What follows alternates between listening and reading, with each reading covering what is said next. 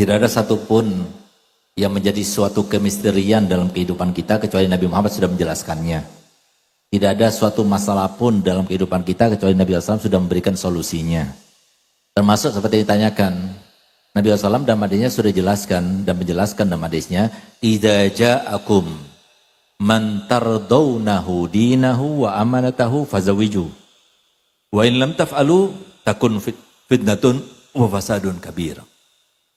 Jika telah datang kepada kalian yang kriterianya dua, baik agamanya, baik amanatnya.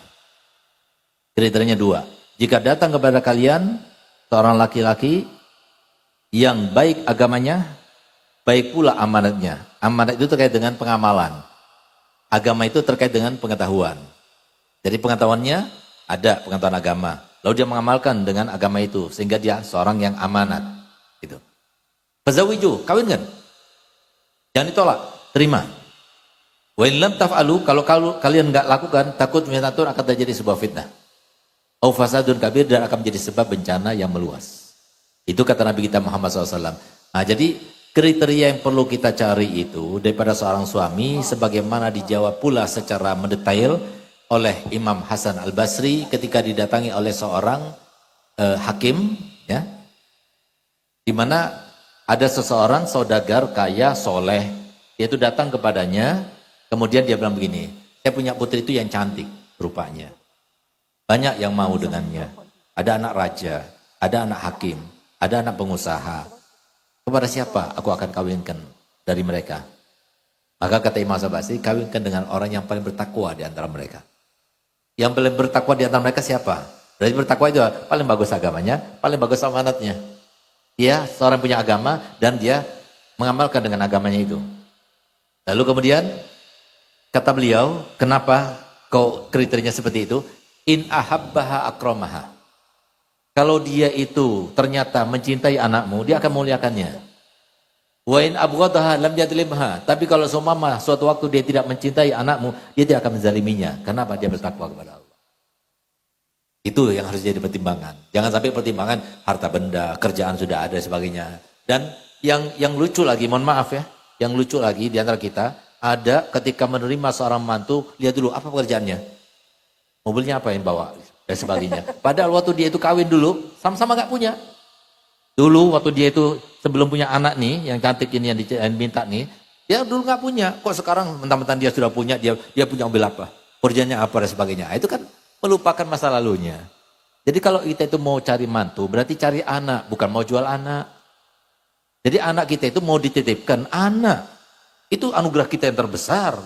Lebih baik kita hilang dunia, anak jangan. Itu kita, orang tua ya. Lebih baik kita hilang dunia kita, tapi jangan anak kita. Itu orang tua seperti itu. Kemudian anak kita mau serahkan pada orang yang tidak beriman dan bertakwa. Sesuatu yang sangat-sangat menjerumuskan dia ke dalam kesengsaraan. Nah, oleh karenanya ya, yang paling baik kriteria yang perlu kita cari sebagai seorang imam yang akan menuntun kita dalam rumah tangga kita dan membawa kita ke surganya, itu adalah orang yang beriman dan bertakwa. Dan orang beriman itu berarti orang yang berintelektual dengan intelektual ritual. Jadi artinya apa? Dengan pengetahuan agama. Kalau yang lain-lainnya itu sambilan. Tapi yang pasti harus tahu sholatnya, hak-haknya, tahu agamanya yang benar, itu yang paling penting. Kalau sudah tahu agamanya, maka insya Allah dia tidak akan. Tapi kalau semua dia tidak mengerti agamanya, apalagi nggak sholat 5 waktu, susah. Susah, mau bahagia itu susah. Ya mungkin dia punya uang, dia punya harta benda, senang pada waktu itu, tapi setelah itu. Yang mungkin bisa jadi kamu pakai jilbab, setelah dia kawin sama dia, disuruh lepas jilbabnya. Nah, karena dia nggak punya iman, nggak punya takwa. Nah oleh karenanya jadi kalau mau kita mencari pemimpin yang baik, maka cari sisi-sisi keimanan dan ketakwaannya. Dan itu tidak akan terlepas daripada pengetahuan agamanya. Jadi kalau dia ahli majelis, dia pernah nyantren, dia sekolah di pondok pesantren, atau dia itu pernah di madrasah diniyah, maka atau dia dekat pada ulama, terima.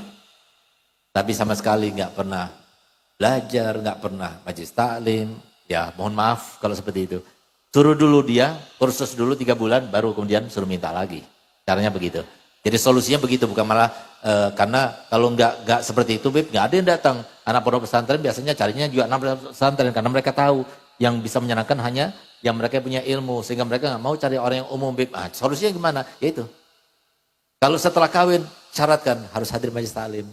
Terus terbina keimanan dan ketakwaannya.